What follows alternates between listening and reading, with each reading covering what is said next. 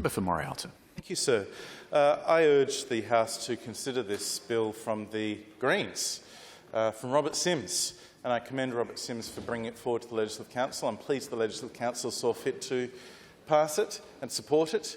And we in the Liberal Party in the lower house also support it. It's a measure that I think will be of benefit to transparency in this state. The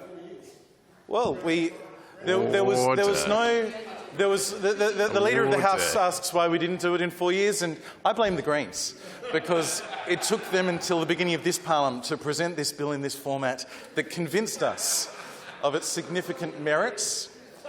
Sir, you would know, as you FOI'd my diary not so long ago, that diaries are, of course, from ministers available to members of the House for free or for any member of the South Australian community on the application of a small fee through the FOI process. But that is a process, sir, that can take several weeks, in my case, months in others, I hear, to proceed to the point of the diary being made available.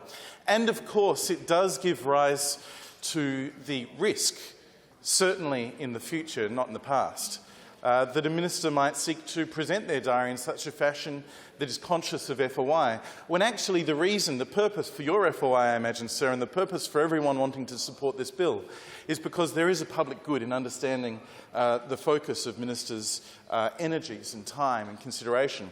And I think what this bill will do, sir, is provide a format for the expected public release of that information in a way that is consistent, in a way that is transparent, in a way that is proactive. It may well be that this bill will drive better behaviours by ministers in the future, and I have no concerns, obviously, about any behaviours of any minister from 2018 to 2022. I have no particular reason for concerns about behaviours of ministers and their use of their diary since, but it will drive good behaviours to the ministers as they will understand that their activities in the diary and their course of their ministerial duties are there for all to see. It will help ministers to focus their minds on understanding, are they paying due diligence to their portfolios over the course of their time as ministers, for which they have a suitably increased level of opportunities to serve. It will help them to focus their minds on the way they're conducting that business. So I see no harm frankly possible as a result of this bill in the sensible way it's been set out by Robert Sims and the Greens. I don't think that ministers should have anything to fear from this.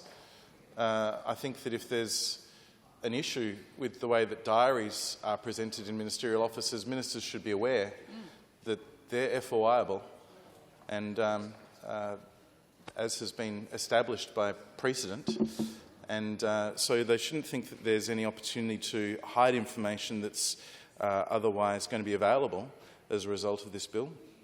So I commend Robert Sims to bring it forward. I think it's been presented well, and I urge all members to support the bill.